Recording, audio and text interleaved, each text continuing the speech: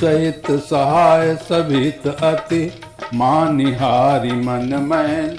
गए सिजाई मुनि चरण तब कही सुठी आरती बैन। याज्ञवल्क्य जी कहते हैं कि हे भरद्वाज, देवताओं की विनती पर कामदेव ने देवर्षि नारद की समाधि भंग करने की बहुत कोशिश की, परंतु वो असफल रहा।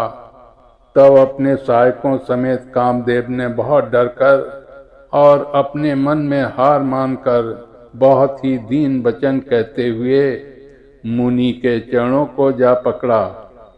भयउ न नारद मन कछु रोषा, कही प्रिय बचन काम परितोषा।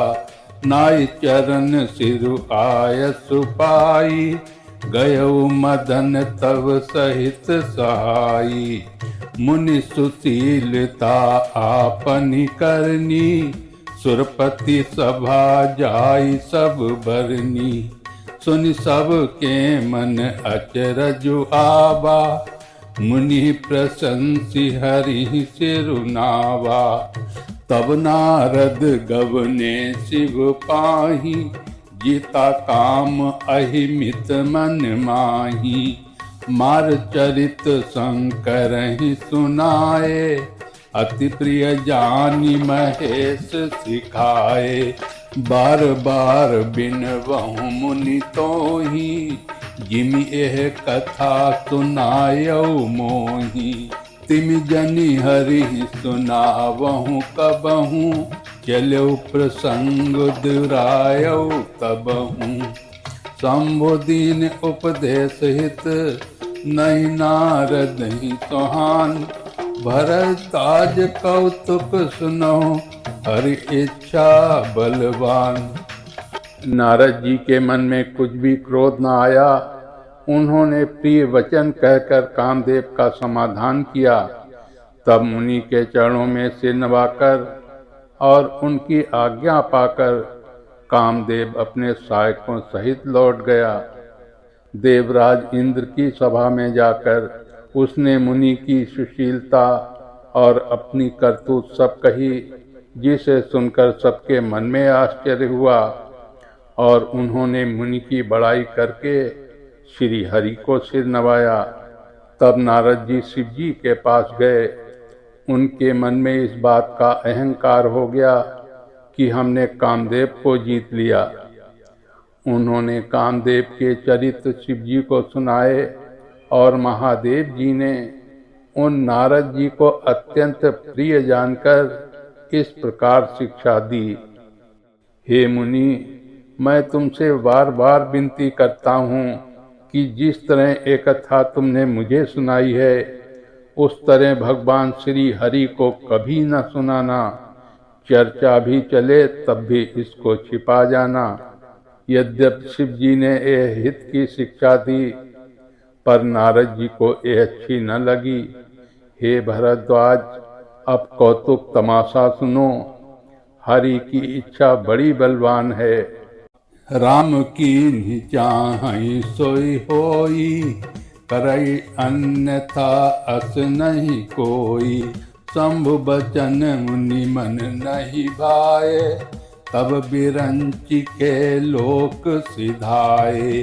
एक बार कर तल बर बीना, गावत हरि गुण गान प्रवीणा।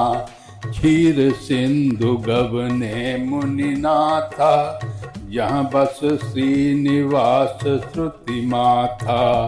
हरसि मिले उठि रमा निकेता, बैठे आसन ऋषि समेता।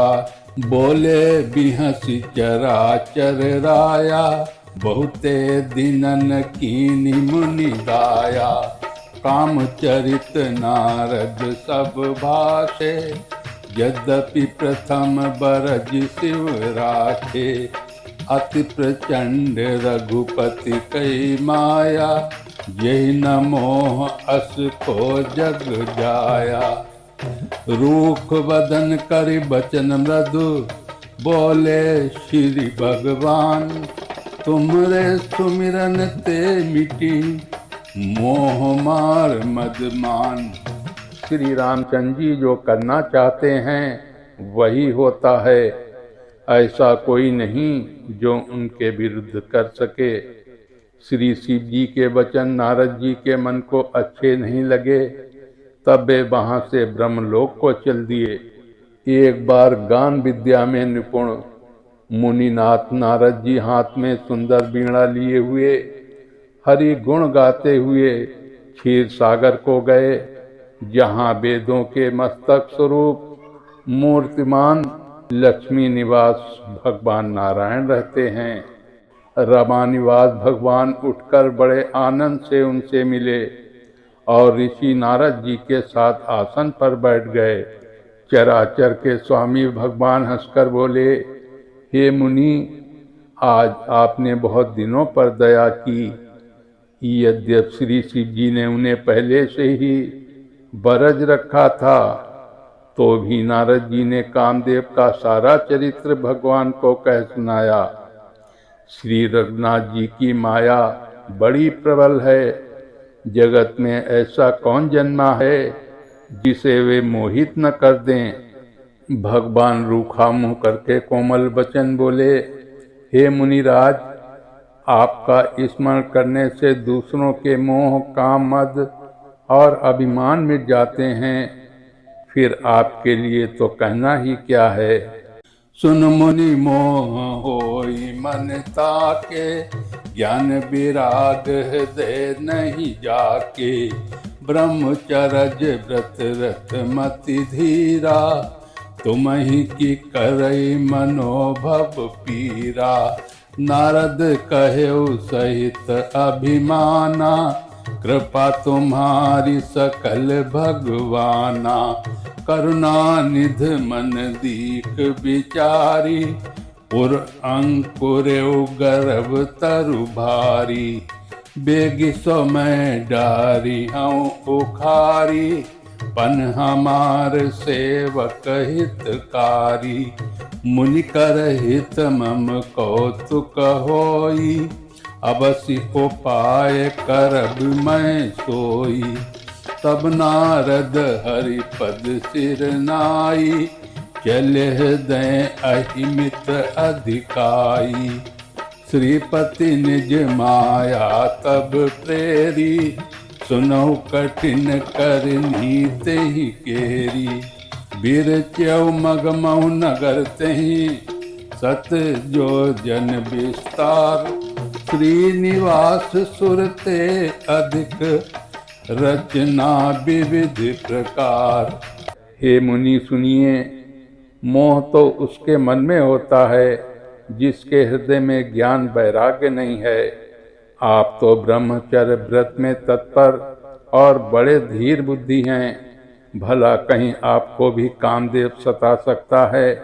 नारद जी ने अभिमान के साथ कहा, भगवान ये सब आपकी कृपा है। करुणानिधान भगवान ने मन में विचार कर देखा कि इनके मन में गर्भ के भारी वृक्ष का अंकुर पैदा हो गया है। मैं उसे तुरंत ही उखाड़ फेंकूंगा, क्योंकि सेवकों का हित करना हमारा प्रण है। मैं अवश्य ही वो उपाय करूंगा जिससे मुनि का कल्याण हो और मेरा खेल हो। तब नारद जी भगवान के चरणों में सिर नवाकर चले। उनके हृदय में अभिमान और भी बढ़ गया। तब लक्ष्मीपति भगवान ने अपनी माया को प्रेरित किया। अब उसकी कठिन करनी सुनो। उस हरि माया ने रास्ते में 100 योजन 400 कोस का एक नगर रचा। उस नगर की भांति भांति की रचनाएं लक्ष्मी निवास भगवान विष्णु के नगर बैकुंठ से भी अधिक सुंदर थीं। बोलिए सियापति रामचंद्र की जय, उमापति महादेव की जय।